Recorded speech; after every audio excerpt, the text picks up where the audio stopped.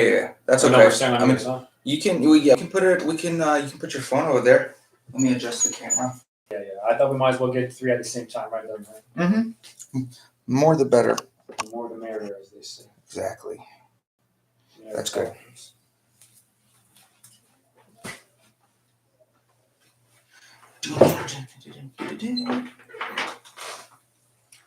Okay, then I put it up here. Then what happens? Just put it up there, and then you hit start. Is it on live right now? It's this story now. I got put on live. Yeah. Put it on live. I got two. Small and angled. One for the plug and one for the wheel. I got two cameras. Ring. One paper, one ring. You know, Kevin Gates performed at our university, bro. Like, he had a free concert there, and we went. Oh, sure. And half stupid, freaking white kids there at school didn't even know who Kevin Gates are. Kevin Gates, is that like the next presidential candidate? Stupid, bro. We had one of those dudes from it was that Nick Cannon roasting show. You know what I'm talking about? No.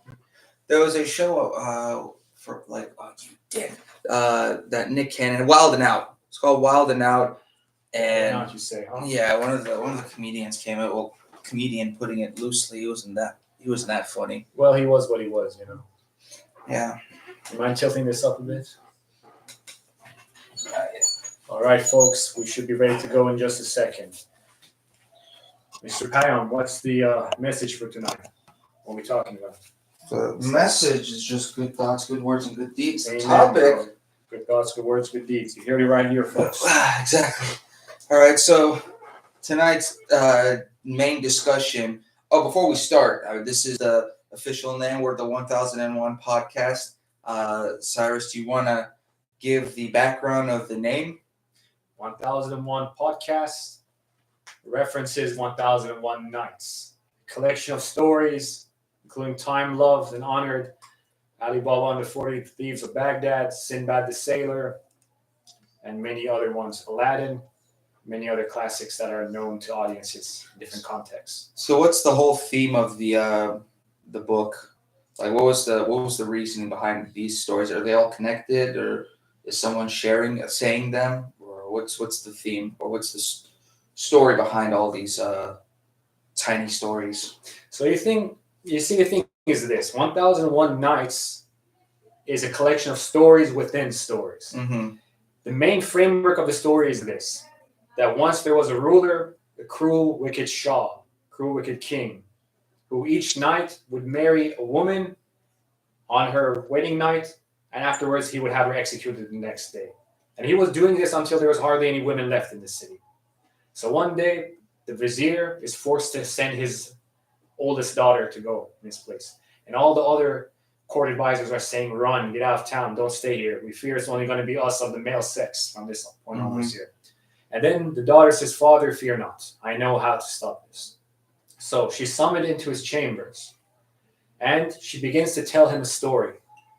However, this goes on for 1001 nights. But each night she leaves the story off on a cliffhanger. And then the king, he's so curious to hear what happens afterwards, he lets her live another night. And so goes on the tales for 1001 nights. What happens in the end? Does she die? You know, it's interesting. Before we get to that, we have to mention the stories that she told this king or sultan every single night.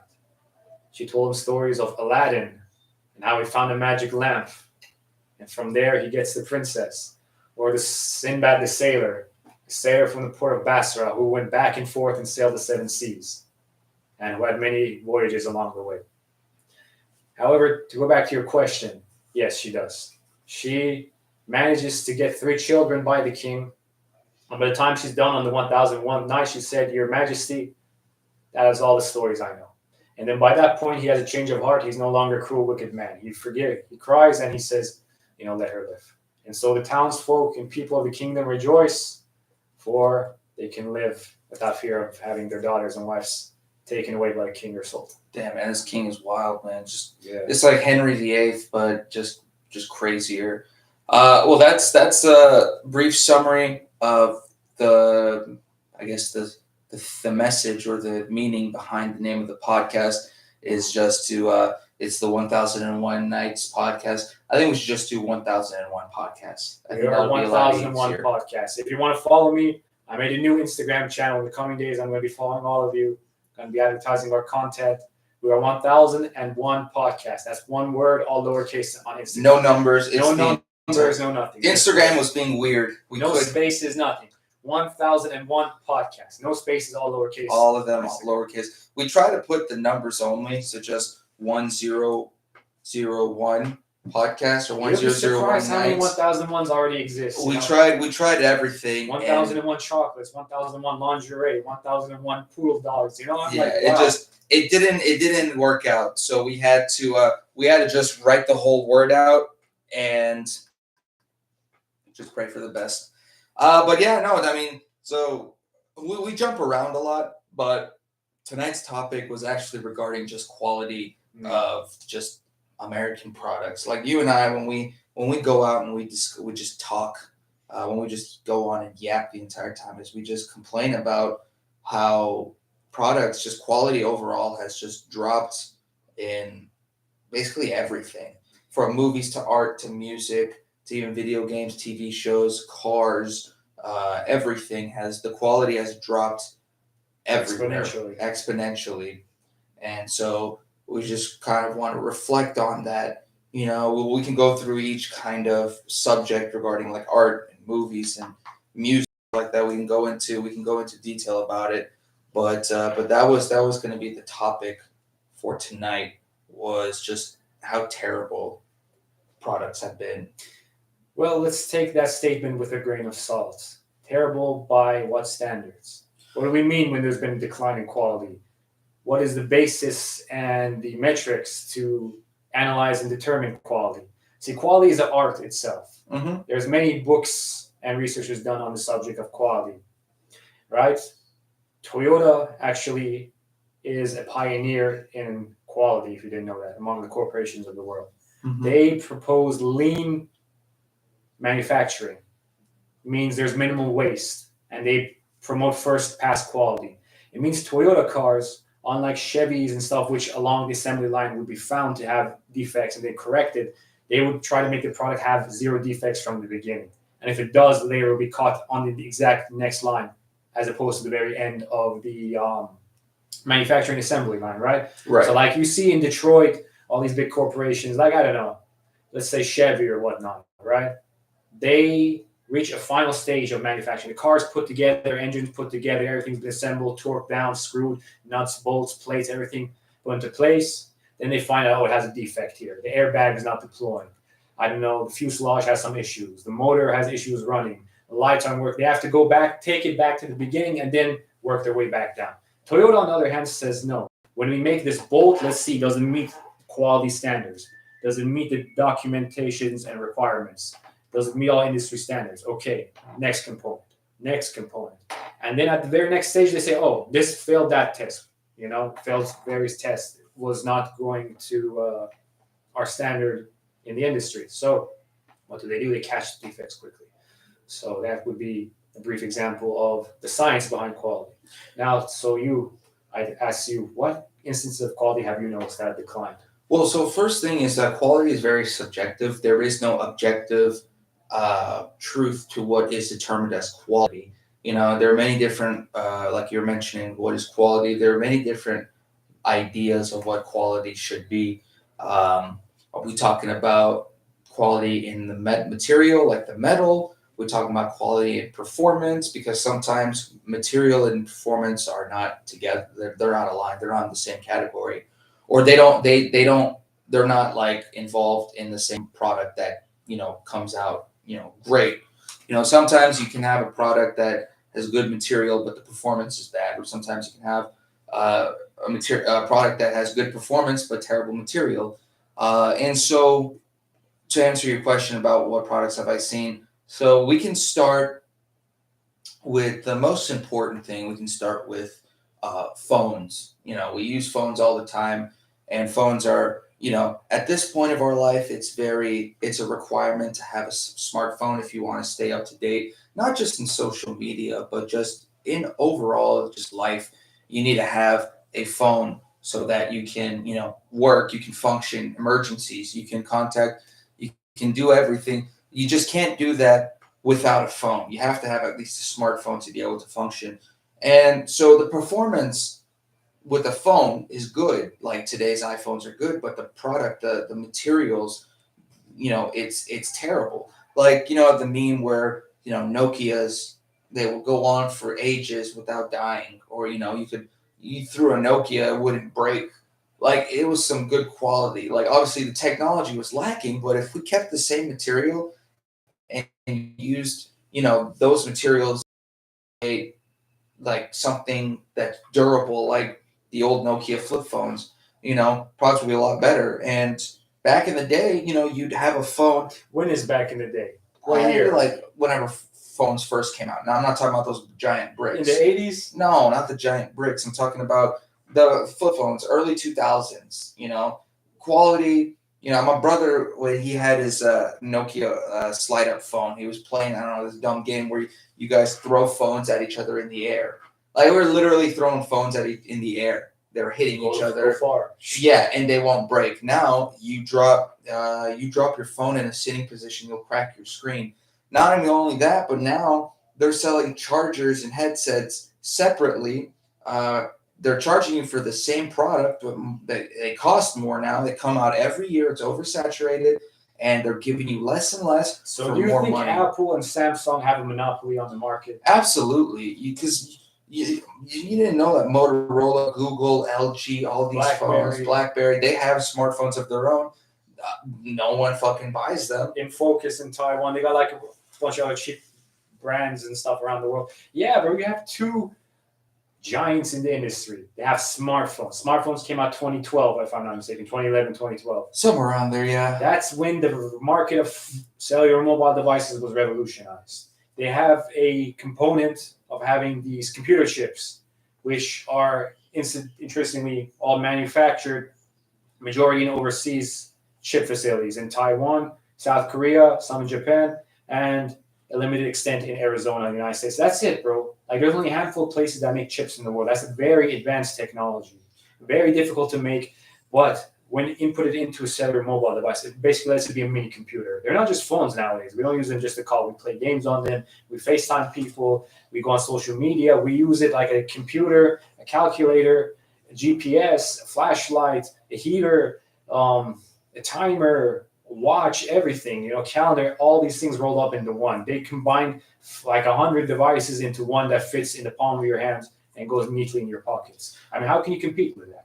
No, I mean, that's the case. I mean, the funny thing is that BlackBerries and Nokias and Motorola's, LGs and Googles, they all do the exact same thing. They give you access to all of the social media apps, and they do all the things that, all the other phones do. We're now in 5G, I think. We're in 5G? Yeah, we're in 5G. What does 5G mean? Because I hear a lot of definitions regarding this 5G. What is 5G? I have no idea, man. If you want to go into a discussion about what the G is and what the 5 is, I'm the wrong person to tell you, man.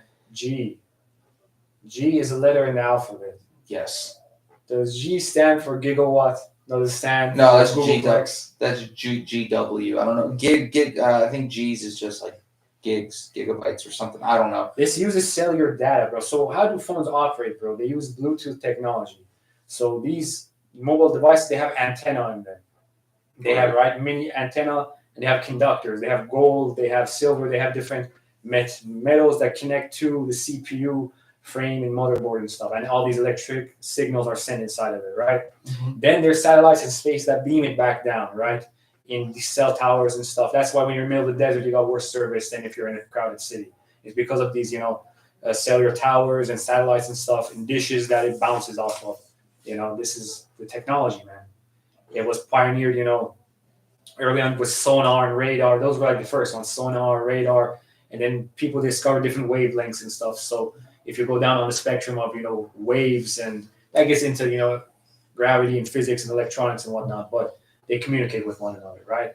So you have these phones, cellular mobile devices. They're used too much, man. They're everywhere in society nowadays. So that raises a lot of fears. What do you think about that? So I think overall, I mean, obviously the government, not to go too far into conspiracies, but the government definitely tracks your phone. Like, we had the Patriot Act with George Bush ever since 9/11. and how they had the right, or the government officially can spy on your social, like your emails and Oh your yeah. private information to see if you're a threat to the U.S. government or just the United States. Mhm. So it's definitely clear that they track your information. 100%. It might not be easily obtainable by just a normal person, but the U.S. government definitely tracks.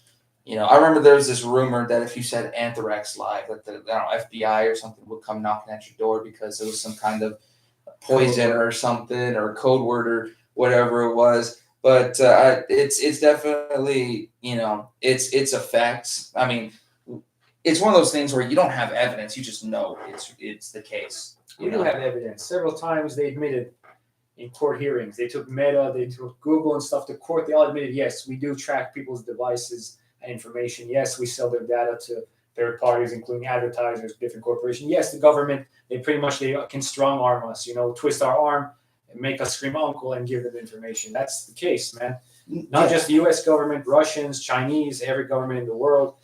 Even random people, hackers and stuff, they can find you nowadays, So the thing is, you're never private on the internet. Whatever you make, it goes out there forever. It exists. They always say nothing is ever deleted. No. Nothing's ever deleted, and it's always there. But going back to just the quality of your phones, there was that discussion, not too long ago, where phones would intentionally update your phone. Right. Just to destroy it and to slow it down, to kind of force you to buy a new phone. Yes. Like that's what happened to my iPhone. Was the facial recognition wasn't working. So now I go to the Apple store and I'm like, hey, ever since I got this update, my facial recognition stopped working. They're looking at it. They're like, yeah, we're troubleshooting it, and it seems like something did happen. We can set a time for you to come by and get it worked on. And I'm asking them, is it going to cost me? And they're like, yeah, it is. So now I have to pay for your fuck up. I have to pay for your the problem that you caused on my phone intentionally. So I'd be forced to buy a new device. Definitely intentionally. I buy a phone once every 4 years. I have no need for a better camera. The iPhone 12 is a good camera, and to force me to buy a phone earlier is ridiculous, and it's only going to get worse. Now so back in the day, iPhones were like $700-800. Now we're going over $1,000 just for the phone. Right, not including any accessories. Yeah, to buy the charger, that's like another $40. And they changed the charger. They changed the charging port frequently. But the European Union, basically they forced Apple. They said that's not an ethical business practice. Exactly. So they forced them to just choose one and be the universe. Now iPhone 16, the new one that we got, it's the same. It's the same as Samsung. It's all backwards compatible now. Yeah, remember back the Samsung Galaxy, my Samsung Galaxy 4, I think, when I was 10 years ago, my Samsung Galaxy 4 had the auxiliary plug-in for the headset. That came with the phone. The charger came with the phone. Right. The phone itself came with the phone. Everything came with it. Now I have to spend $200 just for the AirPods. The phone is just by itself. You don't have the charging brick, and you don't have the adapter. I was surprised. I went to the Apple store not too long ago. I want to say, 2-3 months ago. I finally upgraded from the iPhone 7. I had the iPhone 7 since 2018, I think. Yeah. Until, what year is it now? 2025. I switched to iPhone 16. And that was not exactly my preference at first, but it's not too bad overall. Yeah. My phone, iPhone 7 was working good from day one till the end, but I did notice over time they periodically slowed down websites. Like Ubering app, DoorDash and stuff, they would intentionally say that our software is not supported on this device. So that makes me realize, okay, my phone is in perfect condition. I've switched out the battery several times, clean, good condition, not overworked. So I knew even the battery life was still good. It was still in the 90s after all those years. So that made me realize, okay, they're intentionally destroying the software. It's not the hardware that has issues, it's the software. Mm-hmm. Yeah, no, and I mean, now I have to put the phone on speaker. Regular, just like handheld, no longer works on my computer. Yesterday, the speaker was messing up too. So, like, you called me yesterday, and I answered, and I couldn't. Were you able to hear me? No, I couldn't hear you. I was wondering why is the call continuing? Well, I don't hear him. He don't hear me. Exactly. So like my phone is falling apart. Facial recognition doesn't work, and that's just the reality. Is that uh, phones, especially phones, they have a monopoly, and specifically Apple and Samsung have a monopoly where they intentionally make the worsen old phones just to, you know, force you to buy new ones. It's either that or you have to get your, backup phone for the time being if you don't financially can't afford one right at the moment. Get a dumb phone. I think that it's not mandatory to have a phone in modern society. You beg to differ, but they really can't force you to get a smartphone, bro. If your workplace requires it, like I used to work at Walmart, they give all workers a work phone. So even if you didn't have a phone, you could use that phone for like you're just scanning stuff, doing work-related tasks with it, free of charge from the company. Or where else would you actually definitively need it, bro? You could just, use an atlas. You could just live like it's pre-2000s, man. Use a yellow book, use a phone book, use a pay phone. There's a lot of options. You're not forced to use technology. They can't legally force that. Otherwise, that's not technological development. That's enslavement of mankind using technological means. Yeah, I mean, I think at this point, it's very doable to have a phone, use an old GPS and stuff like that, but it'll slow the process down. If you need to get somewhere, like you need a GPS, or if something's an emergency, if you got to buy something on the phone, for some reason, Yeah, you got to use a computer, go to the library. yeah, like it's easier, it's better accessible if you just have a smartphone. The problem is they understand that we depend on it. It's not a want anymore. It's we now kind of need a smartphone. So now they understand that. I'll hear your counter to that, but now they understand that we have the incentive to sell more at a higher rate with fewer accessories. Like you mentioned before, it's a monopoly now. They have that power over us. They don't, because as consumers, we fill their pockets to the brim. We have power in the form of monetary currency, which they use, okay? They cannot force you to purchase a device that goes against your own benefits or your own personal will, so to speak. What do I mean by this? For instance, imagine you're walking into a restaurant. You ask for menu, you're like, okay, you got to scan our QR code. Oh, sorry, ma'am, I got a BlackBerry Motorola phone. I can't scan that. Okay, it looks like you can't see the menu. You know what? I say, F you. I get up, I make a noise, and I walk out the restaurant. And people, they need to lead by that example, man. You can't force people to use technological devices just to access certain data. Either play the game like you're supposed to, or no, we're not going to suffer based on your laziness and the corporate greed. Yeah, I mean, you remember COVID, during COVID, where they got rid of paper menus and they only had QR codes? Yes, that was a horrible stage, man. COVID was the biggest scheme of our generation. When I was working in the restaurant scene back in that time frame, we had to get rid of all of our paper menus, and the problem was there were a lot of older people showing up to the restaurant who didn't know how to use a QR code, or they didn't have a phone like that to use a QR code. Or they don't want to. Like even or they don't want to. Yeah, I'm younger generation. I'm Gen Z. I will never scan a code. I don't like it. Hand me a regular menu. Yeah, I mean it's still like we lost a lot of customers because we didn't have paper menus, and they didn't want to use a QR code, so they just got up and left. As they should. But it's just right now. So that's one aspect. Phones right now are terrible quality. Not to mention now we have the situation. For example, this is a big one. Movies. I am so tired of movies today. Like horror movies. Like for example, one of the most famous horror movies is The Exorcist. Was it 1976 or something? I can't remember. I think it was 76. But what about it? It was, for example, that quality for horror movies back in the day were, obviously there were some bad ones, but there were some recognizable, there's some good horror movies. You have cult classics, you have the slashers in the 80s. Name some right now for the audience. Friday the 13th, Chucky, Scream, Halloween, Freddy Krueger. These were all Texas Chainsaw Massacre. They were all based off of true events as well. So the Texas Chainsaw Massacre happened in that city in Texarkana. Killmore, I think, right? Probably, I don't remember. Or Texarkana. Now, obviously, now it's become like this multiverse kind of thing where you have the Conjuring universe, which the the real life, there's some arguments regarding, Ed and Lorraine Warren, how some of it was just a scam. They had a lot of, controversy in their life. A lot of it was considered a scam as well. But movies now, it's such a monopoly that now you have to have a universe. You have The Conjuring, and then you have Annabelle, then you have The Nun. Like when Conjuring came out, it was the first Conjuring. It was great. Did great. Then they decided, like, oh, we got to make a Conjuring 2. And then you saw The Nun. Wow, that's so scary. And then you created the Nun movie. And then, the whole Conjuring universe revolved around Annabelle, that stupid doll. I remember the Nun movie very well. I think it was 2018 or 2019.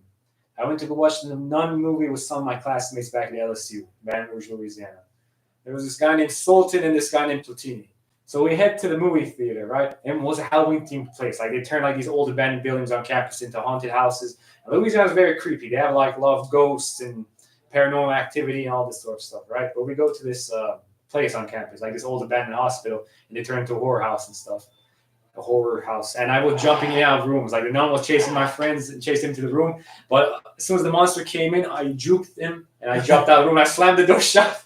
But, here's the thing, is that the Nun, the movie itself, was ass. It was terrible. I don't know if you saw the movie, but I saw 20 minutes of it. The guy, he was so scared he would put on his earbuds, and we said, "Man, just watch the movie. Nothing scary happened yet." But scary movies, they say they use sound frequencies, which really gets to some people. Yeah, they use the old trope and the old cliches of it's a jump scare, but they kind of fake it sometimes, where the person turns around, no one's behind them, they're like, "Oh God, thank God," and they turn again, the monster's in front of them. Like, they're using old tropes, they're using old cliches to kind of, pull at your heartstrings. When it came out, I think last year, like a sequel, like a continuation of the original Exorcist, and they absolutely just destroyed it. It was terrible. You look at the reviews, and it's just absolutely abysmal. There is I don't know if you remember that movie, The Strangers, where it was like, I think, a 2008 movie where three people, they have a mask, with holes in the masks. I'll show you a picture. You'll definitely remember it. Tell me more about the story. That's pretty much movie, right? pretty much okay. So the 2008 movie was three strangers. Obviously, there was a couple in a cabin. Mm-hmm. And they were having some kind of relationship problems or whatever, and then the husband steps out to, I don't know, get some food or do something, and then the wife is left alone, or the girlfriend is left in the cabin alone. Uh-oh. And then she's hearing these things, and these killers, these strangers, have already found ways to break into the house, and so where were they, in the middle of the woods? Yeah, and they're playing mental torture mind games and stuff just to fuck with the people, and then they get caught at the end. They get tied down, and they, like, I don't know, was it beat them with a hammer or stab them in the chest? It was something. And then they made another one. They called it The Strangers, like the original, Chapter 1, meaning there's more than one. It's going to be a series, even though the first movie was terrible. The first one they made, this Strangers Chapter 1, was god awful. What was bad about it? I don't understand. So it was literally. Spoiler alert, by the way. We will spoil movies. At this point, if you were planning on seeing the movie, I question your mental fortitude, or just I question your Why do you say that? I haven't heard the plot of the movie yet. Well, no, I'm saying because spoilers. I mean, it's been like a year or two that's been out already. So at this point, if you haven't seen it, then come on, you're out of touch. But no, it's literally a rehash of the first movie. All the decisions that were made in that movie were absolutely shit. Like, for example, the girlfriend's stuck in the house alone. Boyfriend went to go get some food. She's stuck in the house. She's hearing these knocking, and some woman is outside the cabin humming. Mm-hmm. And so, yeah, you hear humming. First thing you want to do is you want to get in a corner with a gun in your hand or something, because you're like, all right, we're in the middle. Police, call my husband. Yeah, we're in the middle of the woods, and some lady is humming, and then you hear strange knocking like that. It's not like weird sounds. It's someone straight up knocking on your door, and you're in the middle of nowhere. What she instead, the girlfriend, does is put on her headphones, or just start smoking weed, or takes a shower, I mean, at that point, it's the worst possible time to take a shower. To let people hear. Yeah, and then the movie wanted to throw in some scare tactics where they're eating dinner at the dinner table, and then The boyfriend and girlfriend. yeah, and then there's a dead chicken hanging on the chandelier. Like, how do you not see a dead fucking chicken just sitting there? Maybe thought it was vintage decor or something. No, like it's like either they did that. No, Joshua, not on the podcast because it's just or Twitch, not on Twitch because don't get a lot of people there. But no, like there's a chicken there's a chicken hanging on the chandelier and like it's there, but then they notice it later. Like they start freaking out and I'm like that how did you not see the chicken on the fucking chandelier? Like it's insane. Exorcist Believers, same thing. It was just trying to repeat the same thing with the first one that came out back like 40 years ago, and they were trying to do the same thing. The movie like they made 2 years ago was terrible. All the movies that they've made, fucking Halloween Ends, the one from like 3 years ago. What was bad about it, bro? So the original one came out in '77, right? I've seen like 4 or 5 of them. Yeah, so they came out with a trilogy. They came out with the first one, I think, was in 2017. And then they came out with the other one, I think, in 2019 because it was before COVID. And then they had to take a short break because of COVID and everything. So they came out with the other one, I think, 2022. And I went and saw that movie, and it was just quality was just terrible. You have Jamie Lee Curtis. Who was the original actress from the first movie. They kind of continued it. And she's narrating the I don't know, her book. She's trying to write a book or something. Yeah. There is an apprentice because the first two in that recent trilogy was great. You know, you have Halloween and then you have Halloween Kills where Michael Myers was like just gunning down people. Like there was like a team of firefighters and this man fucking with a crowbar stabs a firefighter in the air with a crowbar, which was fucking amazing. Dude thought he was John Rambo too. Yeah, and then the final scene where he's fighting the entire neighborhood, it's like 30 people. Like he gets stabbed in the back, he gets shot point blank with the Colt or with the Magnum, and obviously that's fake as hell. But the dude ends up just slaughtering like an entire neighborhood of like 30 people, just going crazy. Dude, I saw at the end of them he was chained up in a mental institute. Who was this genius who let him escape in the first place, bro? The plots to scary movies are nonsensical at best. It's like a child wrote them. Yeah, don't make any sense. And so Halloween Kills was a good sequel to the first one. Honestly, I think it was better. And then you have Halloween Ends. He has an apprentice. That kid is like some like kid with Asperger's. He's killing people. He's like 5'6". And he's like Chucky pretty much. He's a bootleg Chucky. No, not even because he's a loser. Chucky was like a doll that was haunted, by some evil dude, Trippy Red or something. Yeah, but this one, and then at the end, Michael Myers, because of the injuries he sustained from the previous movie, this is a year in the future. Dude is injured, so he can barely do anything. He's like crippled. He only shows up for like 20 minutes of the movie and gets, Jamie Lee Curtis like beats the living hell out of him and kills him and stuff.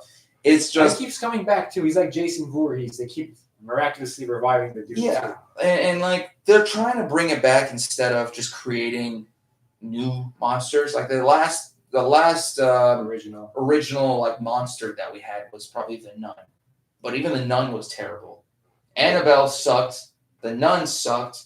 Conjuring, the first two Conjurings were not what about the Blair Witch Project? The Blair Witch Project was a pioneer of like lost tape type. Yeah, those like found footage films. But the problem was with I watched Paranormal Activity. I watched all of these like found footage films, and then I find out about what is it called?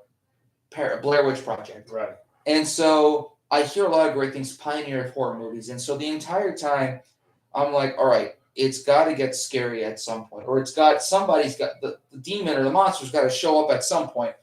And he never fucking shows up. the last 5 minutes of the movie, they're in this weird cabin, the witch's house, and the scariest thing you see is no the one of the cabin people is sitting in the corner, and he's just I don't know he pissed his pants or something, but he dies and that's it. What, from Fright? I have no idea. They made a sequel, or they made a sequel of it like probably 10 years ago, where you actually see the witch is like this big freaking scary monster, but it's the exact same thing as the original. Except you you see, in the last 5 minutes. Yeah, you actually see the demon witch thing, But that's just scary movies. Scary movies was always kind of difficult to perfect. Scary movies there was always a flaw with scary movies. What's that fundamental flaw that all scary movies Well, I mean, there is no real plot. It's all just murder and blood and kind of scary shit. Is that not a plot? That is no. Good plot? The plot, as in the story, there is not there isn't a. It's like Martin Scorsese said about superhero movies. It was an amusement park. You go watch a horror movie for the amusement. You watch it being scared, Yeah, I would say probably one of the best stories was The Exorcist. That one I think they won an Oscar. So I think that was based on a true story too, wasn't it? Yeah, something like that. Then you have this girl possessed by demons. And I don't know when it was, 60s, 70s. Then these Catholic priests I think it try to exorcise the demon out of her. So same thing with the exorcism of Emily Rose was based off of that German girl who had schizophrenia or something, Anneliese Michel, and they did like 70 exorcisms on her. For apparently after the 69 times wasn't enough, so they had to do it a 70th time. What did they do during the exorcism exactly? Are they beating her? Are they throwing holy water on her? Are they? So she died from malnutrition. She died from starvation because instead of taking her to like a mental hospital, kind of strapping her down and putting like fluids in her system and forcing her to eat, they just left her in her room tied down because she would injure herself. So they didn't take her to a doctor. They were doing just like Christian stuff. It's interesting. The line between insanity and genius is very thin, I knew a case of a woman like this named Zahra, right? They call her Zahra Jinni. Apparently she would have epileptic seizures, start foaming at the mouth, shaking her head, and like apparently these spirits, like jinn, would come and talk to her and bring her news, right? So the poor lady, her brother and sister-in-law, they chained her like a dog outside, and she was just living outside. And they got money from people so they could come and talk to Zahra and get news from the jinn, right? And apparently she was very well known. And I don't know if it was some kind of external factor that brought the information to her, or she was entering a different state of mind, but she could see things happening from far away at that exact moment. Yeah, no, I mean, and that's another thing. The quality of people also suck now. I'm kidding. Now, Joshua is mentioning Freddy Krueger. Nightmare on Elm Street. I saw that. That was a good movie. I mean, Freddy Krueger, Scream, and Chucky were all kind of like goofy horror movies where there's a realm of comedy. What scary movie? Is that a scary movie? No, scary movie's just a fucking it's a parody. It's a parody. It's a parody. It's not even scary. It's just meant to be funny. But Nightmare on Elm Street, Chucky, and Scream, they were all meant to have some kind of humor to it. Like Ghostface, Chucky, and Freddy Krueger, they all had to have some kind of humor to it, but it was a slasher horror movie. It's the same thing. For the most part, horror movies these days, horror movies were not meant to have a good story behind it. They weren't Oscar worthy. Mm-hmm. They were just for to get as many viewers and who would enjoy it. That's interesting. Don't we have an Elm Street here in Dallas? I'm pretty sure we have an Elm Street. I think so. I saw it, I think so. What's the place? Deep Elm. Deep Elm actually has Elm Street. I remember parking there with my cousin. That's right. They do. I was telling my cousin, hey, that reminds me of Nightmare on Elm Street. I'm like, you ever saw the movie? He's like, no, I've never seen that movie. Yeah. And I told him. He's saying Chucky's his number one. I will say my least favorite horror slasher film was Ghostface, was Scream. I never got the point of it. Me too. I watched some of the older ones with, I think, was it Courtney Cox or Whitney Cummings? I can't remember which actor it was. It was one of those phallic last names. That's how they got the job. So that's not their real last name. That's what they had. But the movie itself was terrible. I watched the the new series of the Scream on MTV. That one I couldn't finish at like the third episode. It was just terrible. But going further into movies, I was going to point out, for example, um, movies like movies just like dramatic or movies with a story that would win an Oscar. Movies aside, just staying on the topic of horror, my favorite show is Forensic Files. That show is creepy, man, because it's based off of true events. Yeah, but I wouldn't say like scary. X-Files is scary. I'd say scary because, like you said, true events, that there are monsters, like real life monsters, people out there that are just absolutely horrible. Um, Jennifer Ortega. Are you talking about Scream or Chucky with Jenna Ortega? No, she was in the Addams Family. Yeah, but he's talking about. I don't know if he's talking about Jenna Ortega, because I know she was in a new scary movie. I don't know if it was Chucky or Scream. She's kind of creepy too. She reminds me of like a little haunted doll. She reminds me of goth girls, and those girls are the best. But no, I mean, so we were talking about it the other day. We were talking about how like the '90s and 2000s were. Oh, he's talking about Scream. No, I haven't seen that one. But the '90s and early 2000s were probably the best era of movies. You had Why'd you say that? what was that one? I'm drawing a blank. The movie where he breaks out of prison.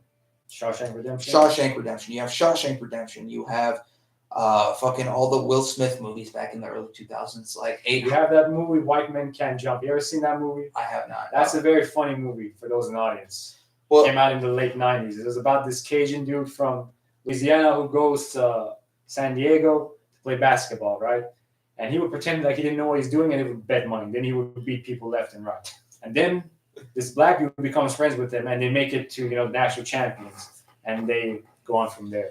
Well, I don't know what year was that movie. Or Coming to America. That's 1989. At that point, you say 90s, 89. Almost going into 90s. That movie by Eddie Murphy. I love that movie a lot. You have He plays the Prince of Zamunda who comes to America too, and you have the Grinch. You have the other movies that you're saying. I mean, yeah, the Grinch was more of a Christmas movie, but I was gonna say more like you have 7 Pounds with Will Smith. You have The Green Mile, Forrest Gump. Like I mentioned, Shawshank Redemption.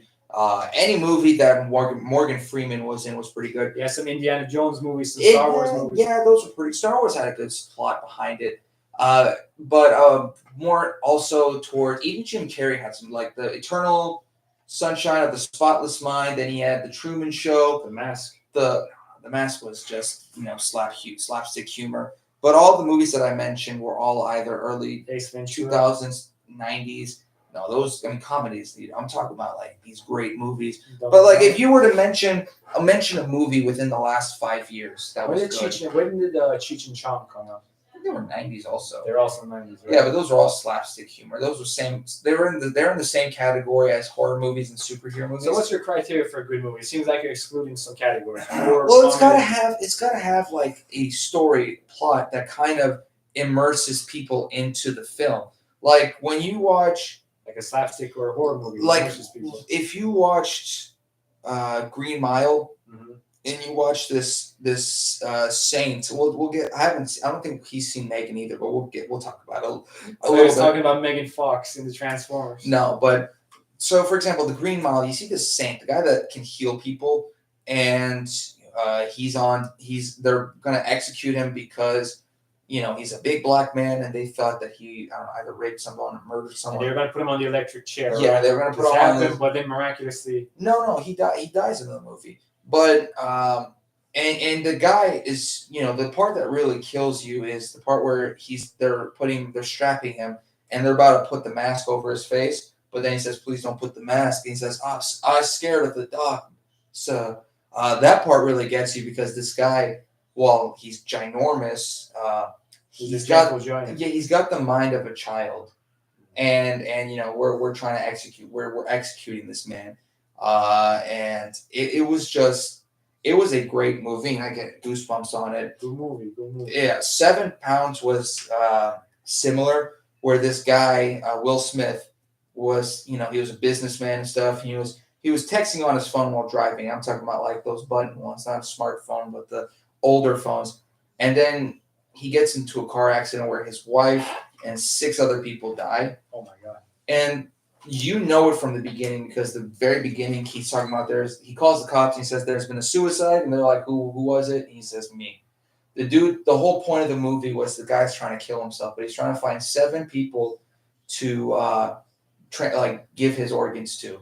So like he finds a blind person, he meets someone who needs a kidney transplant or a liver transplant. So each organ is taken for 7 people. So the man and I guess he tries to kill himself in a way that doesn't damage organs. So he jumps into a bathtub with a jellyfish. He puts a jellyfish in the bathtub to electrocute himself and to kill himself.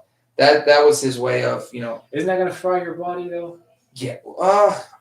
I don't know. I feel like the guy was not thinking straight. I think it was more so the venom that kills you. I don't know.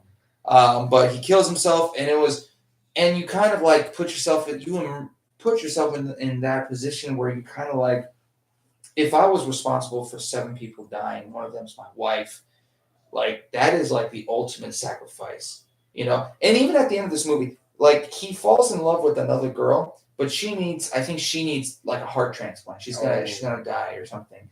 She needs a heart transplant. So what he does is he goes to that hospital and he's like,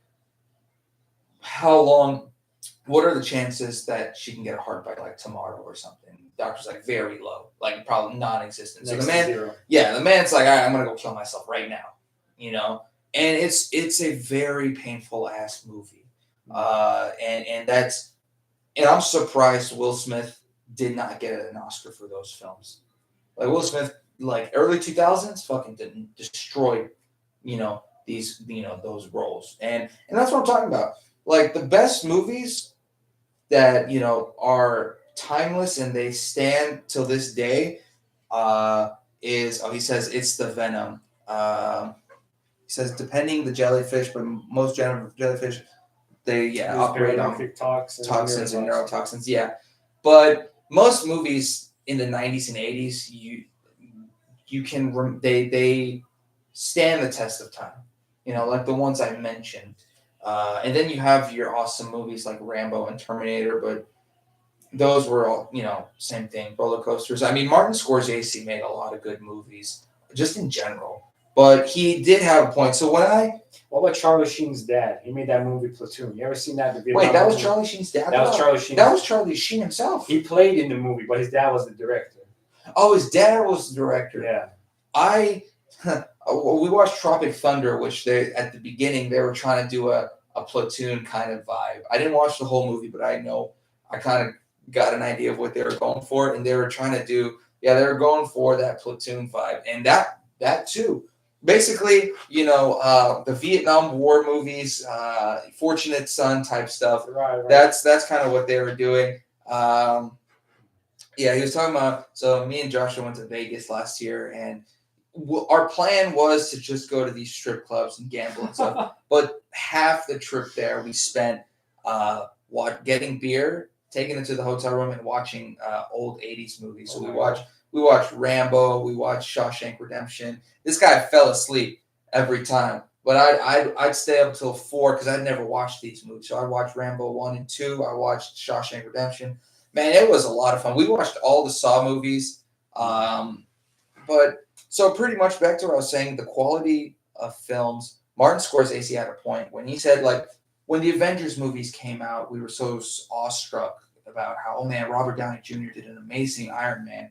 We were so infatuated with these movies, and then at that time, Infinity War and Endgame came out, and we were going batshit crazy on those movies. So when there was a hater coming out saying Marvel movies are a roller coaster, they're an amusement park, you just go there to enjoy it, it's not good film, it's not good movie. Right. Everyone was attacking him because we were like, well, what the fuck? It's just a movie made for the sake of making money. Yeah, you're just jealous. You're just jealous because you couldn't come up with an awesome movie like that made billions of dollars. It's not an awesome movie. Maybe, it burned me at the stake, but Avengers, Endgame, these were boring movies in my opinion. You just see a bunch of superheroes jumping around, throwing cars and stuff. There's no story. Yeah, there, and so I didn't agree with Scorsese at the time, but then when I watched movies that came after that, and I realized I was like, oh my god, these movies are terrible. Right. Maybe one or two Spider-Man movies that came after, but these films suck. I watched like half of those movies that came after Avengers Endgame, and I realized that if they don't have that hook that gets people in, like Iron Man, Robert Downey Spider-Man. Jr., Spider-Man, the actors that Batman. bring them in, Mm. if the actors aren't loved and the heroes aren't nostalgic enough, the movie sucks. And that's exactly what happened with But more importantly, the plot has to be there. It has to have a good storytelling. it wasn't there. Batman has a good storytelling arc, right? Batman, they make the movies, The Dark Knight, The Joker, different Batman movies from different decades and stuff. They make it in a good story, right? It has A, B, C, beginning, middle, end. It's not just a continuous loop of action going back down and forth. Right? And one thing I realized recently was I didn't like the Dark Knight movies because they were a terrible Batman story. Yeah. But they were great movies. Right. And that's because there wasn't a lot of fighting, but the story was really good. Christopher Nolan does a great job with stories. Oppenheimer was great, but not really. The story was great, but the movie itself was kind of boring. It was a slow movie, but at least it was somewhat interesting based on the actual events that happened. Inception, Interstellar, the Dark Knight series, they were all great stories. Who's that famous director? M. Night Shyamalan's. Oh God, his movies, their stories, he was kind of like a one-hit wonder where he made a few good movies early 2000s. The Sixth Sense was one of those. To be honest, I never seen it, but was Glass made by him too? You've seen that movie Glass, right? I think it was. I think it was M. Night Shyamalan. I think it was M. Night That one was Shyamalan. an interesting movie too. I like that one, to be honest. Yeah. By these guys escaping that institute, then they all had superpowers. They all had superpowers. Yeah. With I think what was it? Samuel L. Jackson was in that movie. Samuel L. Jackson, he played like this guy who had telekinetic powers and stuff. He was a guy in a wheelchair. Exactly. But to put it to an end, because there are still other things to talk about, like music is one of them. But basically, to conclude on films, I think overall Martin Scorsese was right that if you were to ask someone what are your favorite current movies that just came out that are not superhero movies, I'm talking about films that were nominated for an Oscar. I can't even list any. Exactly. Granted, you can't list 90% of movies in the 90s and the 2000s, but I can't think of any blockbusters though. They made some prime movies back in the 20 and 30 years ago. They made some absolute gems that they can't make anymore. Why do you think that is? It's just the power of consumerism. We just we got lazy. Hollywood has realized that movies are a money-making scheme. Right. These after Avengers Endgame, after the first Avengers in 2012, they realized we have a lack of a plot. But it does not matter if people are excited. If we overcompensate, if we and the action and the sound and the CGI and stuff, maybe people will look past the gaping plot holes in the movie. Exactly. People, they weren't in it for the plot; they were in it for the action, and that's what drew people in. It was the same thing with Rambo. Rambo, you didn't necessarily watch it for the plot. If you watched it for the plot, you'd be honestly, everything about Rambo is just so inaccurate. Like a Marine guy wearing a tank top with a long hair that's not a buzz cut, not shaved. Marines can get away with that style. You didn't know that? No, special forces can get away with it, but SEALs can get away with it. SEALs can get away with it, but if you're in the standard military, you have to be unified. He went rogue though. If you saw the movie, he went rogue. He wasn't under their command no more. Yeah, but at the same time, you kind of want to wear something other than a muscle shirt. It was Stallone, you have to show that physique. Exactly. That was 80s kind of that was the grease, vibe. Body and hair. Vibe, but movies today, you can't find quality movies. You find quantity. They've thrown Star Wars and Marvel. Disney has thrown 6 movies a year. And see, there's some things I needed to say. Well, first of all, what happened in the past 20, 30 years? We had the advent of streaming services. Netflix came along. Different things came along.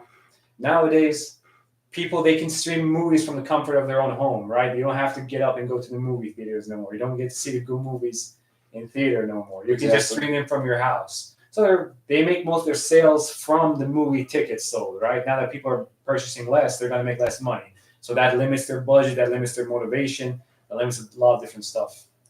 I mean, despite that, like we survived COVID, or the movie industry survived COVID. They have the power to make good movies that do not require CGI. Right. Like I showed you pictures of Thor, the fourth Thor movie with Chris Hemsworth, and I showed you the CGI they had of that kid's face, and it looked like a Teletubby, the sun, the sun, like from Teletubbies. What was happening on it? It's okay. They lost the budget because Disney is just they're spreading their money out everywhere, and also I don't want to get politically like correct and stuff. I heard M. Night has a new movie coming out starring Dolph Lundgren as. God damn it! It's a Sunny reference. Good movies. I agree. What's the hookup or what's the holdup? Hold up. What's the hold up? Oh, no. Good movies. So, which movie were we talking about just now? Brain fart. See, that's what happens when you hear that catchphrase. You only remember the good movies. The bottom line is there is no good movies being made now. Yeah, there are no good movies. They're streaming. Disney's being greedy. Corporations have a monopoly. Exactly. They keep spreading their money. It's also this the whole thing with DEI and woke and politically correct. You can no longer people had a problem with Django Unchained. Yeah, Leonardo DiCaprio was saying the N-word too much. That is the plot. That is the whole point. Is this is a racist plantation owner? What, you want him to come give him cupcakes and yeah, like if you're trying to go for that 1700s setting, of course you have to get into it. You have to say the N-word. Oh, Titanic was also a great movie. You have to get into it, but people were having problems because Leonardo DiCaprio is not a black man saying the N-word.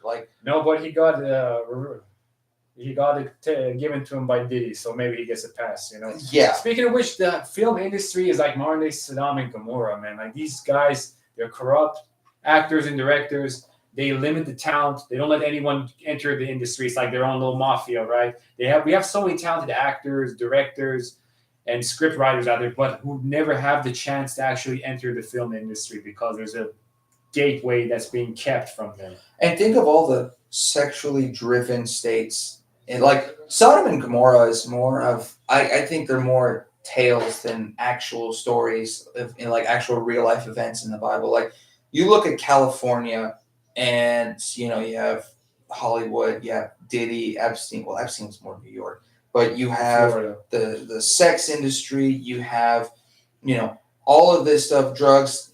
And basically what Sodom and Gomorrah was, that's your modern day California, Los Angeles, New York, Chicago. Florida, I've never been. I don't hear much about Florida except for Florida, man. Is Florida like that too?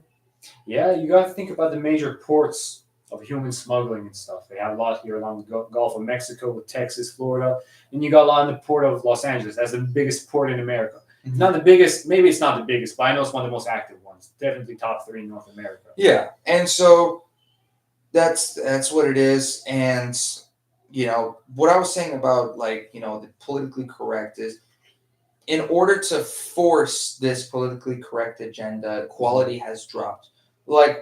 For example, they made Liam Neeson's Taken. Yeah. They made a Taken film. And then they made Taken 2. No. They made a Taken version, but with Charlize Theron, where she's a female badass in a real life setting. There was one where Queen Latifah did a similar role too. It was a show. I think it was called The Equalizer. No, that was The Equalizer was Denzel Washington. It was Denzel. No, Queen Latifah did one too. Maybe a different movie, but it was also called The Equalizer. Maybe it was originally Denzel Washington. So the reason people are kind of sick and tired of it is because it has to be. One thing that really pissed me off, bothered me, was Call of Duty was having a cinematic trailer. I was watching this. This was set in World War II, mind you. Okay. The majority of the soldiers in World War II, I would say 1% of them were female, and 90% of that 1% probably never saw frontline combat. And then Call Call of Duty came out with a World War II themed game, and you have this black female soldier, fireman carrying a pilot In the forest. running, in the forest, running like as if she's got no one on her shoulders, and she's one-shotting all the Nazis. Like I'm like, how is there's no realism. It pissed me off. I stopped playing because I realized they don't care about the quality of their game. They just want to prove a point. They just want to make money. And it's the same thing. I'm sorry, like Charlize Theron, they made a Taken movie, and they try to recreate the Taken kind of aspect. Problem is realistically and scientifically, I'm sorry, it sounds really sexist, but females are not on the same level as men in regards to combat. So you're telling me they can't carry a man through the forest and shoot down Not Nazis? that fast. Not that No. fast. Huh? Let me resume it again. But yeah, not that fast. They're not that strong, and that's why they want the Navy SEALs to lower their standards, because they've already lowered their standards. I talked to some of them. All the units and departments, they lower their standards. Why? Because they have a low retention rate. Only 20% of people stay. As soon as their time is up, they go and they never come back. Maybe, but for example, in the SAS and the Navy SEALs, they have not had a single female yet. I think there was one female Green Beret, and she got fired from it or something. I can't remember. But it's challenging, bro. It's challenging. Even most men can't do it. They really don't finish it. But even regardless, it just they give us only an hour time limit. That's why It was good. But no, they can't. They don't have the same kind of physical strength or the physical capacity to do the same. That's the same things that men do toe to toe with men. Even many men can't do them, let alone Soccer is divided by gender. Fighting, wrestling, all the sports are divided. Sport. A man does not fight a woman, on professional sports. No, because that's why there's a big controversy. If you remember, in the Paris Olympics, 2 female boxers, one from Algeria, one from Taiwan, they did tests on them. And they found out that they actually have X chromosomes, X and Y chromosomes. Exactly. They say they're biologically men. These are not women. Exactly. Sorry, I'm just in order to start it again on social media, I gotta fix this. Share. Of course, there was a problem. Okay, I'm gonna have to turn it off for now. But yeah, no. Just overall, the politically, the fact that Hollywood has to remain politically correct pulls you out of reality. That's one reason why films are so great, is because you get kind of dragged into reality. There's a little bit of fantasy and a little bit of reality in those films, and that you can, so much so that you can implement yourself in the movie. Exactly. But whenever you get into this position where a single female warrior is dominating 20 men, even switch around and say one man is fighting 20 men, even sometimes that kind of takes you out of it too. But having one female outpowering 20 men, that's equally as ridiculous. And what do you think about Catwoman? Speaking on the topic of cinema and stuff. About Halle Berry? Yeah, that movie? Just all the Catwomans as a character. I think she was designed to be like a sensual kind of character who kind of uses more so lust and kind of her she uses her body to an advantage. She uses her cat to her advantage, huh? No, well, the cat is kind of cats are nimble and they sometimes can steal without you noticing. They're quiet, but overall they made her sexy because that is kind of her superpower, where she in a position, a compromising position that kind of the saying sex sells, that she can kind of use that to her advantage to get out of a tough spot. Is media and advertisements, movies, songs, are they over sexualized in your opinion? For sure, definitely. Why is that? To make money, right? To make money. I think they did it because they know that sex sells. So At the same time, they've done it in the past. Like they've done it in like 70s and 60s, where they had more like James sexual Bond girls and content. stuff. That too. I remember in literature class when I was in high school. What was that movie? Psycho. Was it in the 50s? The girl that was taking a shower and the killer. Yeah. That was probably the most nudity there was in the 50s. Was a woman taking a shower. And then you go to What about the Marilyn Monroe movies? probably I haven't seen any of those. Watch Say those movies. Roadhouse with Patrick Swayze. I did not know they rolled like they rolled like that, because there was a whole bunch of breasts and nipples in Roadhouse. That was a great movie. A lot of nipples. Roadhouse. And yeah, they did another Roadhouse with Jake Gyllenhaal lately. It was they destroyed it with with bullcrap. Obviously, Conor McGregor and Jake Gyllenhaal kind of made it more interesting, but it just the cast, the diverse cast, was the problem, and lack of a plot and just more focusing on that kind of crap is what drew people out of it. My phone's going through some shit. I can't save. Use my phone, bro. Yeah, I can't save the video. I'm trying to save it so that it stays in my inbox, but it keeps saying there's a problem. Please try again later. Man, with your whack ass phone. I'm circling back to the beginning. Yeah, phones. The industry is forcing him to get a new phone. That's why we started this podcast. Exactly. All right. Woohoo, we got a decent amount of views, bro. What do I do from here? Share. And then just put in the caption like podcast episode 2 or something. Podcast episode 2. Let me see archives. I wonder if it probably did. Story archives. From now on, new posts will be on my second channel. We got a second channel now. Remember, 1001 Nights podcast. No. It's just 1001 podcast. How many people are watching this? Right now, nobody. So that's why we can just go busy of our podcast. And you can find us on my YouTube, which is I think it was Peter Piper 24/7. I think was my the name of my YouTube account. But let me resume it back again. Low on charge.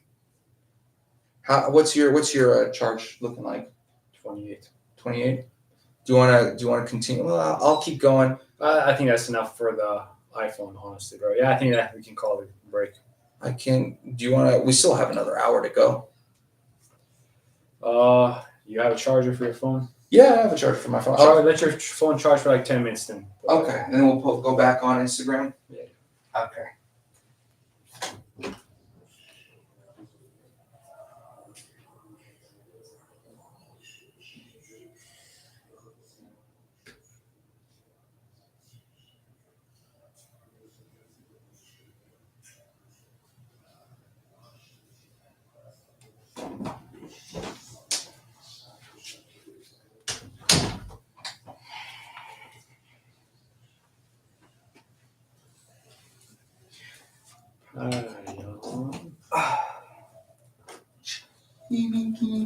Here, let me. I think I can set it up here. With the charger while it's charging.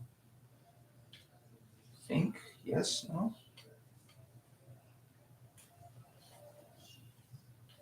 Probably not.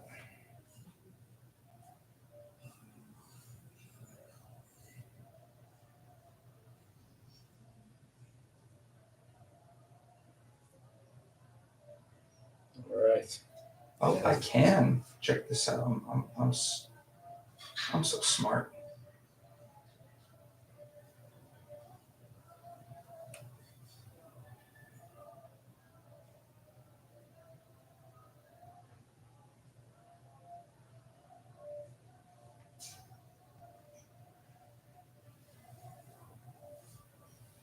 As long as we don't shake that thing, we'll be fine. But yeah, no, that that was movies. Overall quality of movies have dropped. Music also. That was another one I wanted to go into was music. Looking good? Nice. Yeah, the quality of music has also dropped exponentially. I remember telling you, like, I don't know if you remember me telling you, but where I was saying that they did this study where they were kind of looking at decibels of music now versus music back then. And the decibels were much louder today than before. So, like, if you had two songs side by side, they were both the same level of volume. Uh, Music today would sound louder than music from like 30 years ago. Why is that? They did something with louder instruments, kind of more instruments to kind of catch your attention.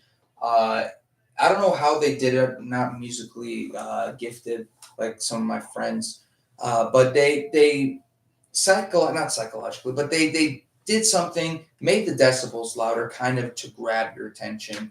That's why when they're loud things catch people's attention. That's the same thing with music. They made music louder. They made it repetitive. They made it shorter because of people's attention span. Like overall, they've dropped in quality, just for same thing, consumerism, just for money. They did the same thing there. Like all the top pop stars today are using the exact same ghostwriter. In Sweden, right? Drake, the dude in Sweden, Lady Drake, Gaga, Taylor Swift, Justin Bieber had it. Beyonce's got it. Cardi B has Cardi B's probably got it. Yeah, Megan. I don't know about them, but they all have the same ghostwriter. They all have the same fucking.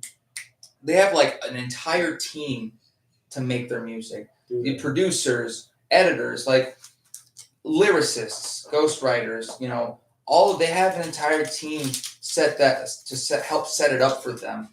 Like you look at some of the like artists back then, they're writing their own music. Like they're doing a comparison and say like Freddie Mercury, one person wrote Bohemian Rhapsody, and you have Beyonce's "Who Run the World" girls. That's created by like 17 producers, like 10 different editors, like 5 lyricists. It's created by so many people, and all she says is "Who Run the World, girls." That's all she says. They have to put the Illuminati subliminal messages inside. That's all they say. And then you have Freddie Mercury throwing you into this whole like story-driven song. They have an opera set up. They have like 3 different sections where it starts out slow, and then there's an a cappella, and then there's the rock at the very end, the rock section. Like all of that's written by one person. And then you have Beyonce, who has to have an entire team to write a song about one word. Who runs the world? Who runs the world? Like this is the reality, is where we no longer give a shit about quality.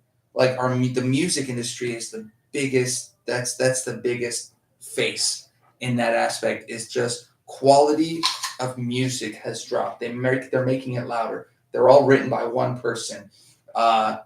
They're short. They're basic. It's the audience today has a short attention span, so they have to make their songs less than 3 minutes. If it's more than 3 minutes, then people are gonna forget about it. TikTok, yeah, that's a joke. They say TikTok brain, but TikTok really takes out the best part of the song, and then people are hooked on that song. You listen to the whole song, you realize it's dog shit. Like that. What was that one song? What you know about rolling down? I can't. Spaceman Undersea or something. Rolling off in the deep end when your brain goes numb. That song is absolute shit. That's the only reason it got to where it is because of the chorus, because of TikTok. It's the same thing with current Apate, that Korean. Patel. Yeah, with Bruno Mars. Which is just a drinking game, right? It's some kind of drinking game, but everyone knows about it because of the chorus. No one's really listened to the lyrics for the rest of the song. They only look at the chorus. It's catchy. They like it. I showed you the song. After the second chorus, she says something like, "Are you ready? Let's go." And she says something like, "I'm on my way." Yeah, I'm on my way. Like, what does that have to do with drinking? What does that have to do with the drinking game? Telling someone you're on the way. Hold on, don't start drinking. Don't start the game. I'm on my way. Yeah. Oh my god, it was making me cringe. I can't stand that song. The chorus is fun, but I just can't stand that fucking song. And that's what they do. They take the best part. Same thing with Old Town Road. With Lil Nas X. To the Old Town Road. They only show that part. Right till I can't. But they don't show they don't show the verses because it's boring. It sucks. They only show. Tell me nothing. I don't know. The song was okay. The song was okay, but they don't show the rest of it because they know it sucks. They only show the take my horse to the Old Town Road. What is this? What's the plot behind that story? The only Lil Nas X song I like is that. The rest of them, no good. Then you have Doja Cat, who her kind of like song that kind of made her Instagram famous was the one where she says, "Bitch, I'm a cow." Yeah, that was her. She was hot. She was hot. Now she shaved her eyebrows. No, but that song, when you look at, what is that one website, genius.com, where the artists talk about the point of the lyrics behind the song that they made? Like she's stoned out of her mind. She's like, it's a song about me being a cow. And I'm like, wow. She's not wrong. Who knew? Dang, that's crazy. But that's the reality, is that now we have music these days where it's just so bland. It's so, they've dumbed it down for the audience because the audience reciprocates with that stupidity. And so they've just made everything stupid like that. Why do you say stupid? I'm saying stupid not as in like I dislike it. I'm saying that too, but I'm saying more so intellectually. Our attention span is lower. We don't want to hear complex stuff. Like they always make that joke where, you have someone who's like, I don't know, shredding on the guitar, doing some of the things that like it's so hard to do, like, fucking fingers going crazy. Or Mozart, Moonlight Sonata, where he's doing crazy shit. No one wants to see that. They want to see a basic beat. They want to see a girl that they like because they want X Factor or American Idol playing a song. Like Taylor Swift, I feel like she's the perfect example. She's a sellout. Give us the example. So she started her business. She started her career out making country music. Okay. And wasn't a fan of her music regardless, but her music in country seemed genuine. It seemed like it was something she was making herself. Could be wrong, but it seemed like she was enjoying making country music. And now she got into the pop scene. She's no longer doing country. She's no longer kind of like standing in place live show with a guitar or a banjo in her hand. She's wearing these exotic outfits. She's doing dance skits in the show and stuff. What's wrong with that? She just had There's nothing wrong with that. Change, Evolutionary change, because she's following the money. I genuinely believe the country route was where she wanted to stick with, but she realized there was a bigger audience for pop. So she went pop. She's right now the most successful musician of current time. Really? I didn't know that. Yeah, because she made that shift. Little girls like her. And so she's making so much money. She's selling out every concert with like $800 is the cheapest probably. Man, how long has she been in the industry for? I feel like she's been in the industry for 20 plus years. She was in the industry when I was like 12. So about like 28, so about like 16 years or so. She's almost 20 years, yeah. Almost 20 years. And she's made the transition to pop music because she knows that's where the money is. She's no longer making her own music because she's got a team making it. She's doing it like she's a sellout. She's doing pretty much what everyone else is doing. Mm-hmm. She's just got so far away from country. She no longer does country. And she's a sellout because she knows that's where the money is. That pop is where it's at. Beyonce used to be in a girl group. Did she, huh? Yeah, I can't remember what it was. Not the Spice Girls. No, not the Spice. They were British. Can't remember what the name of her group was. But who signed her on? I think it was what? It wasn't Birdman who made her famous. Who was it? I have no idea, but she went solo. She started doing more of the dance moves and stuff, and kind of focused less on lyrics and, the complex instruments It that was you Young gotta Money play. Records. It was Birdman who made her It famous. was Young Money Records. Yeah, it's no longer it now. Today, it's all about the beat and who they like. One Direction got famous because they won America's Got no, it was X Factor because they were British. Simon Cowell was one of the judges. I don't think it was America's Got Talent. I think it was the X Factor. One Direction got famous because of a TV show, a reality show. They weren't. They were equally skilled as everybody else that wants to be a singer. The only reason they won was because they were on TV And they were all themselves hot. better. They were all hot. You said what? And they marketed themselves better too.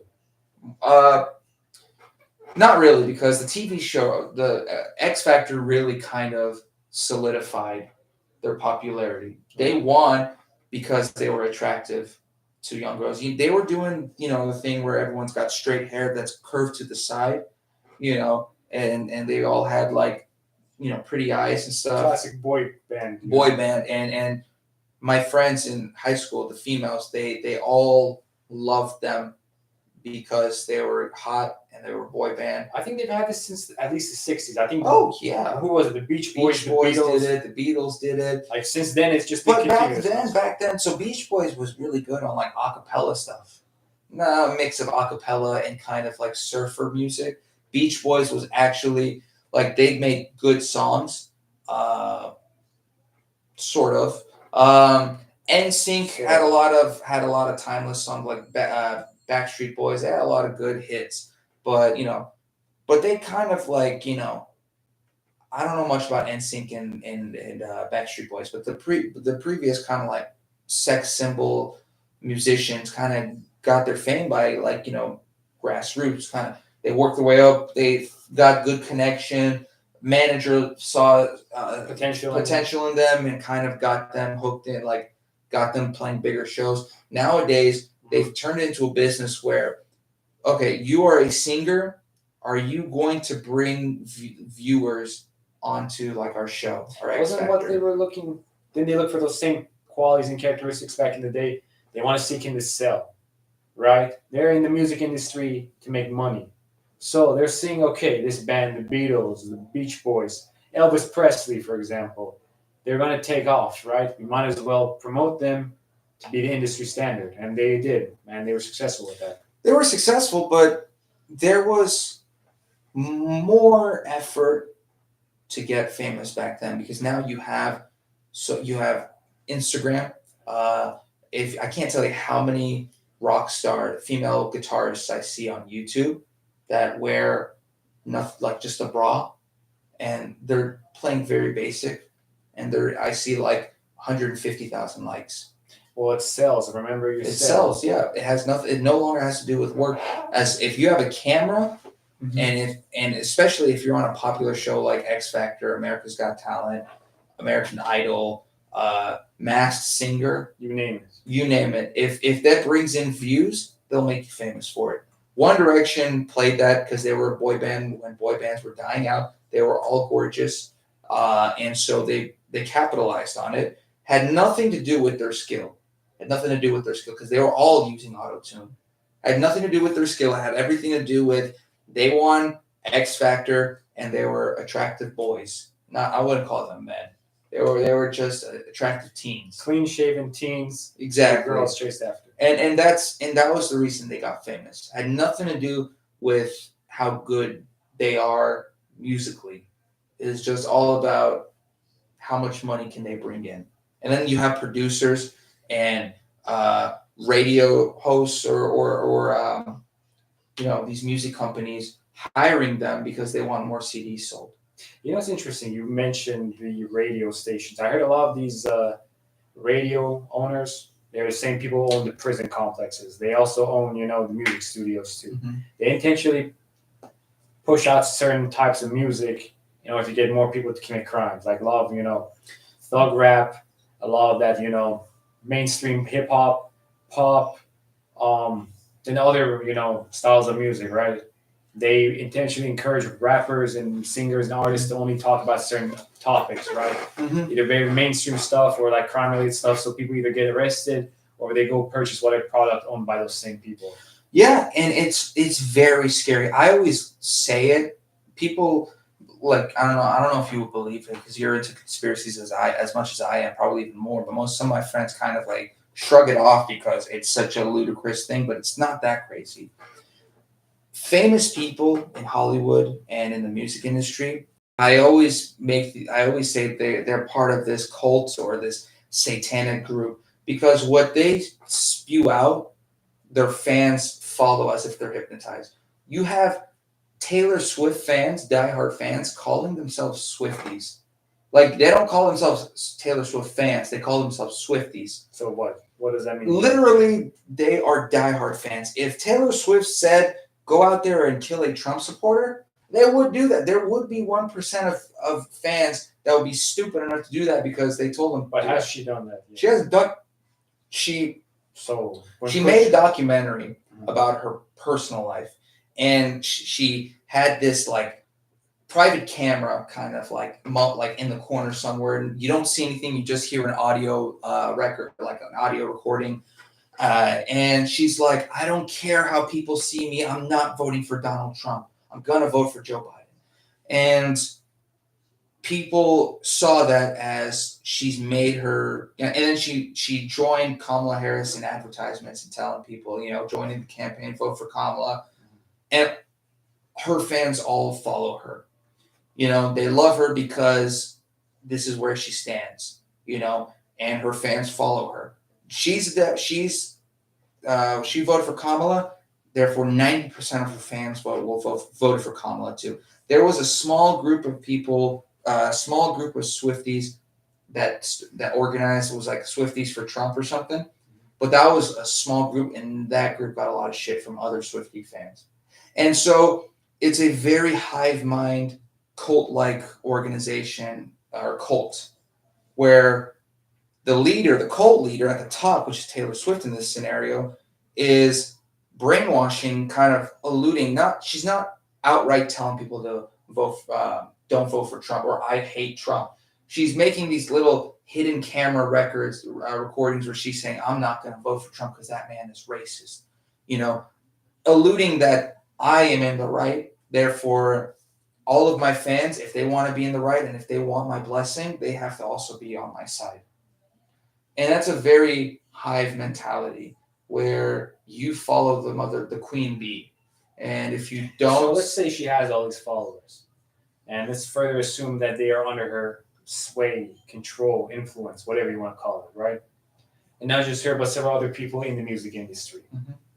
When you have the hearts and minds of these people, these fans, these cult members, as you'd say, what could you do with it? How could you harness it exactly? What are the end goals that these people are trying to achieve with these fans? So far, they haven't really done anything. For example, they don't have to say anything because it's their actions that kind of reciprocate with the fans. The Swifties did not give a shit about football until she started dating Travis Kelce. And the NFL noticed that. NFL's been pushing the Kansas City Chiefs to jump on every Super Bowl. Every time the Chiefs are playing, the NFL is skyrocketing. They're having the most views. And after every play, Taylor Swift is they're putting Taylor Swift on the camera. Is she still with that guy? I think so. Because they can make money, right? Yeah. And then obviously they're going to do the Kim Kardashian thing. They're going to have it. They're going to get married. And once the crowd dies down because it's becoming just a regular thing, redundant, they're going to get divorced. And then Kim Kardashian and her husband, they were together, 72 days? Yeah, and then she's going to make an album about it, and then everyone's going to go in the chats, oh my God, Taylor, I'm so sorry. Men are trash and stuff like that. But that's the level I'm talking about, is you have a bunch of these 14-year-old girls watching NFL, not because of the sport, because Taylor Swift is there. She does not have to go on stage and say, hey, make sure you guys watch the Super Bowl or watch Sunday Night Football. They're going to automatically do it because she's shown every other play.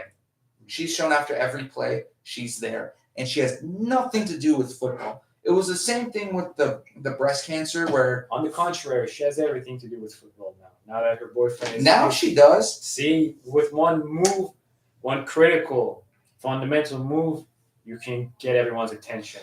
She is not a commentator. She doesn't have any stats on football. She doesn't say anything. When when the Kansas City Chiefs won last year's Super Bowl, Mhm. they kept the cameras on her and Travis Kelce the entire time. You don't say. They being not literally the entire time, like the majority of the time, they would show Patrick Mahomes, I don't know, shaking hands with reporters and stuff.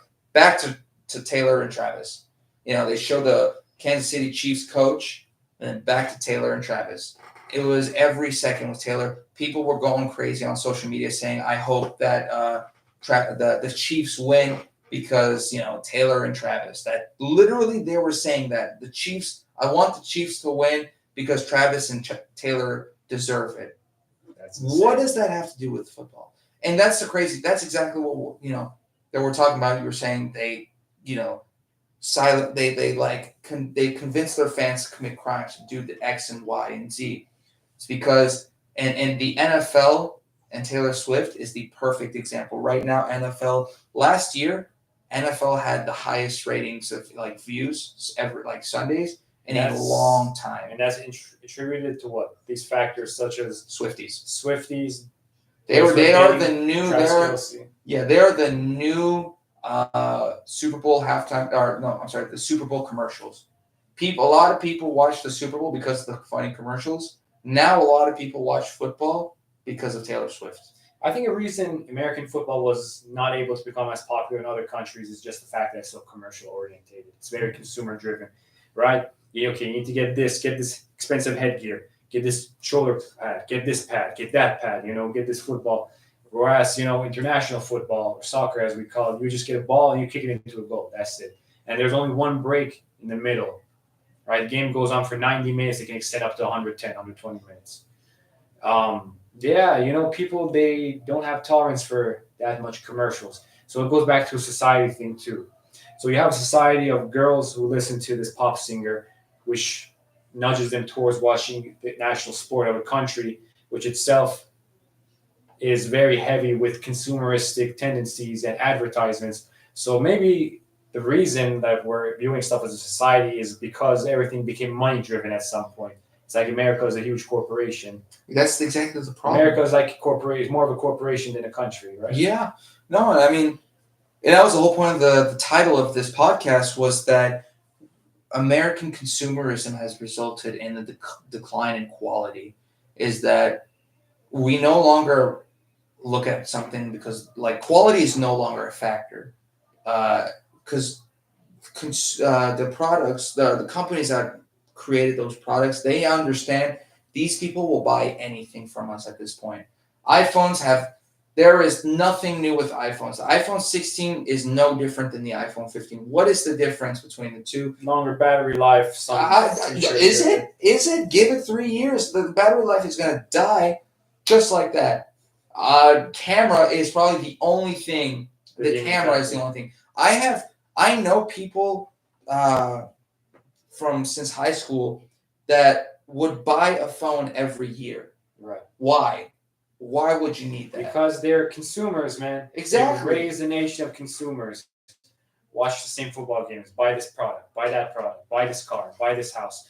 To what end? It's never going to stop. You're just consuming resources. Why? To sell people junk they don't need with money that they don't have in the first place. The whole cycle is a vicious cycle of consumerism that has no end in sight. I mean, I don't know if you know about Long Beach Griffey. It's a YouTuber. Yes, I do. Yeah, he made one video where he was pretending to be Apple, like a corporate team Apple, and they're like, "Wait, that's the exact same thing as the previous model." And it's like, "Yes, exactly, because our consumers are stupid and they'll do anything. Well, we can put a pile of crap and call it a product of Apple, and they will buy it." It's a status symbol too. You get an iPhone, why not because it's necessarily the best phone, but because it's an iPhone.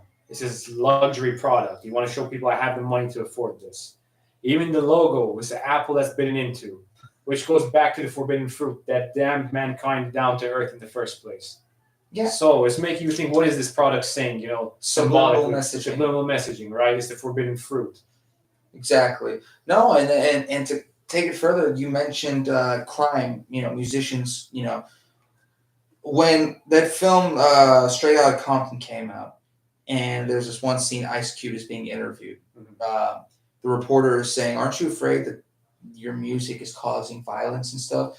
And he does he does put out a very good point that you don't know what we go through in our like Compton and in these ghettos, like these poor communities. The violence that we have to witness and stuff. So we are expressing our culture or our day-to-day background, our lifestyle through our music, and it's something that we don't understand. But that's the thing is, we kind of do, but it's not in the position that it's not from the point that you're coming from, because these songs psychologically do cause problems. If your songs are only about sex, money, rock and roll, sex, drugs, and rock and roll, or in this case, sex, violence, nice cars, people subconsciously, Selling drugs and stuff. yeah, adapt to that. They get into that mindset. You have gangs like Bloods and Crips, as music companies or these producers paying for artists. But then they have these artists, beef with each other. That's all scripted, anyways. You have NBA YoungBoy. You had, I don't know. You're from Louisiana, so you know most of these artists. Right. You had, the Baby. You had Lil Baby. You had, who else did you have in the industry who were all beefing with each other? The Migos. The Lil people like Lil Nas. Who's that rat? Tekashi 6ix9ine. He's not even the rainbow hair people. We don't even consider him human. I mean, the ones who are like all trying to put on a show.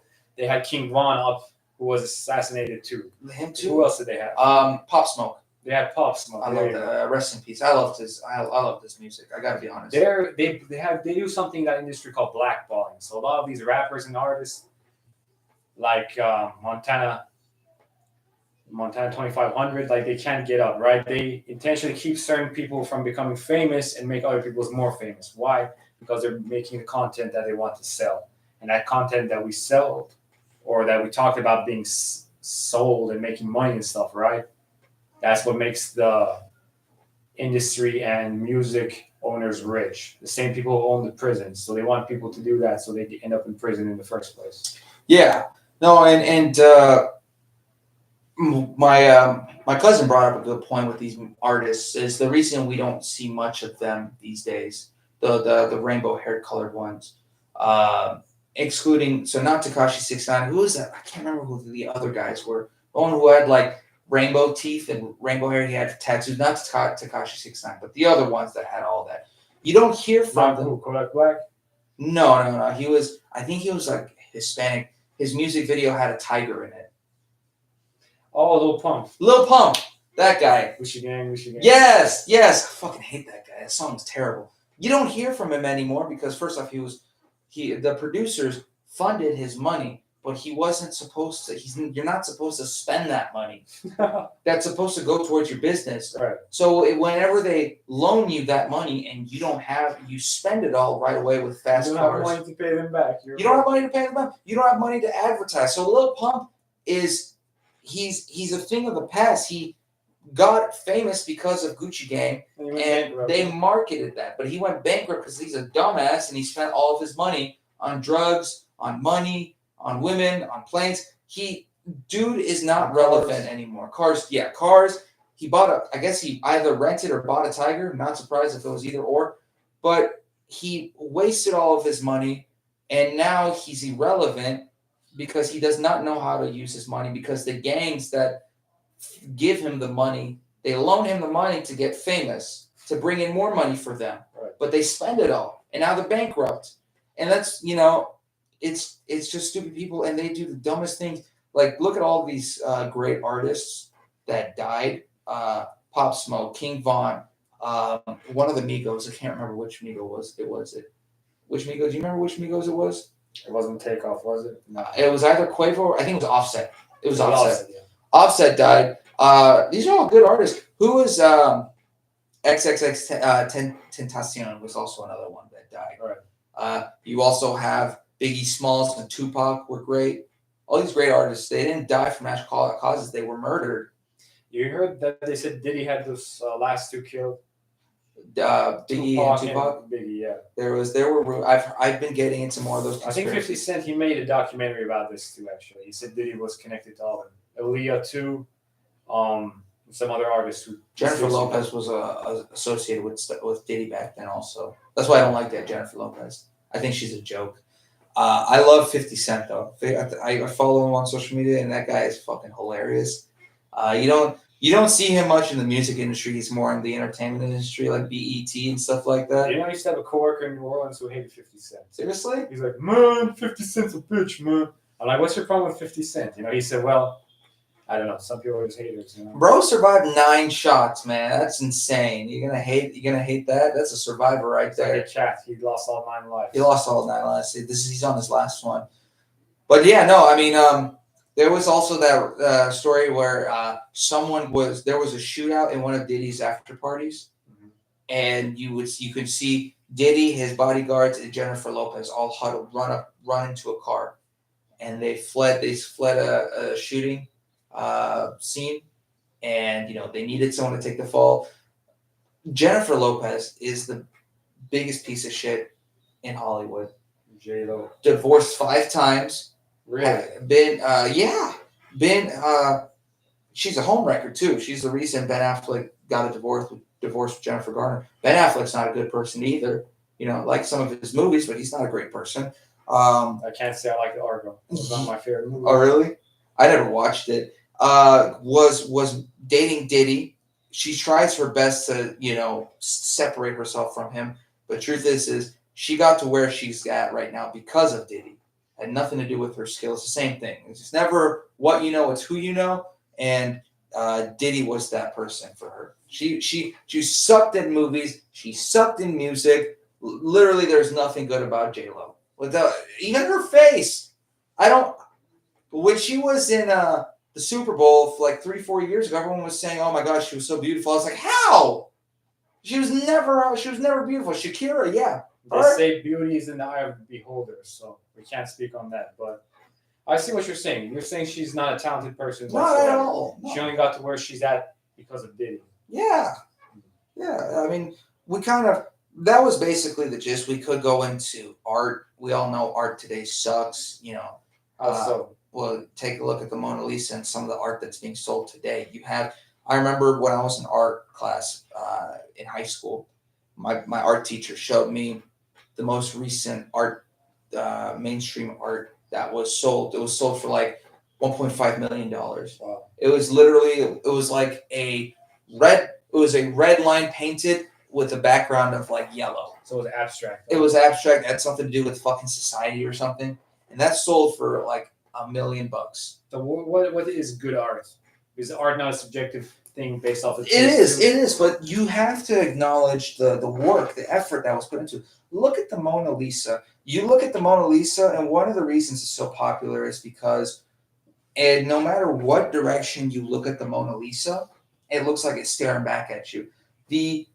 I think it was oil-based, the original Mona Lisa, the craftsmanship, the work. Even Michelangelo's David, chiseling marble and creating that is insane.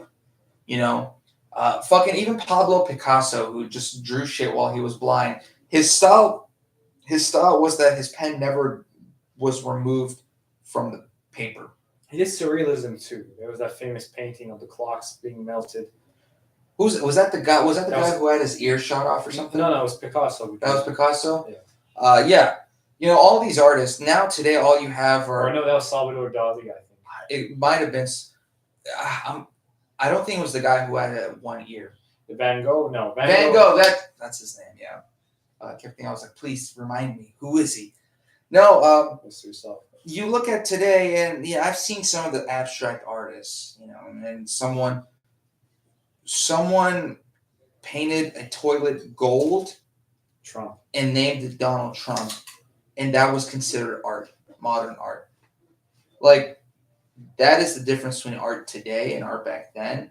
Is we just ran out of ideas, and we want to make it as shocking as possible to get people's attention. And we don't give a shit about the quality and the work that was put into it. Mona Lisa to this day is probably one of the Persian rugs are losing, like, it's going to be an art form that's going to die in like 50 years because people don't want to. It's very difficult to make it. That's why it's so expensive, and it takes over a year to build one rug, and they sell for thousands of dollars because the designs are all hand stitched, and that's what art is. Not trying to be biased because we're Iranian, but I'm saying that is what true art is the work that you put in and the sacrifice that you make and creating something beautiful. And they intentionally make it imperfect. They put a flaw in the rug because the moral behind it is saying the only thing that's perfect is God. That they intentionally destroy, or they intentionally mess up the rug just so that it can stay. Yeah, just so it can stay flawed. And the thing is there's so much design. For example, that's kind of sort of the design of a Persian rug. There's so much going on that you don't know where the imperfection is, but there is an imperfection, and that's intentional.